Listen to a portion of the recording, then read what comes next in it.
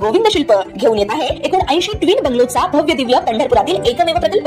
आमच्या प्रकल्पाची वैशिष्ट्ये मनाला शांती देणारं महादेवाचं मंदिर, मुख्य रस्ता सुमारे 30 फुटांचा, अंतर्गत रस्ता सुमारे 20 फुटांचा, ग्रामपंचायत योजनेचा प्रत्येक बंगलोजला स्वतंत्र नळ, सांडपाण्याची सुरक्षित विल्हेवाट, सर्व टाइल्स ग्लॉसी आणि नामांकित कंपनीच्या, सर्व स्टेअर, खिडक्या, चौकटी सुपर ब्लॅक ग्रेनाइट, दोन्ही अटॅच बाथरूम पूर्णपणे टाइल्स, पंतप्रधान हर घर नल योजना पूर्णत्वाकडे, bathroom, basin, kitchen, CP fittings हे जगवार कंपनीचे, स्टील वर्क पूर्णपणे जिंदाल कंपनीचे, 1000 लिटर पाण्याची टाकी, 150 लिटर सोलर वॉटर हीटर सोबत वॉटर प्युरिफायर, प्रत्येक बंगलोजला स्वतंत्र पार्किंग, दर्शनीय भाग पूर्णपणे डॅटो टाइल्स, टाटा प्रवेश कंपनीचे आकर्षक भक्कम दरवाजा, फुटी उंचीचे सुरक्षित कंपाऊंड। मग विचार काय करताय? गोविंद शिल्प, पत्ता गट नंबर 95, हॉटेल अंगण शेजारी, टाकळी रोड, पंढरपूर। ताज्या घडामोडी पाहण्यासाठी आमच्या YouTube चॅनलवरील PVR म्हणजेच पंढरी वार्ता या न्यूजला सबस्क्राइब करा आणि शेजारील बेल आयकॉनवर क्लिक करा।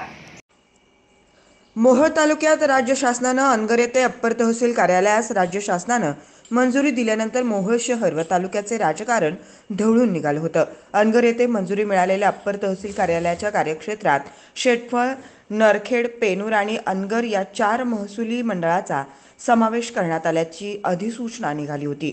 शासनाच्या या निर्णयाविरोधात विरोधकांनी आक्रमक पवित्रा घेतला होता।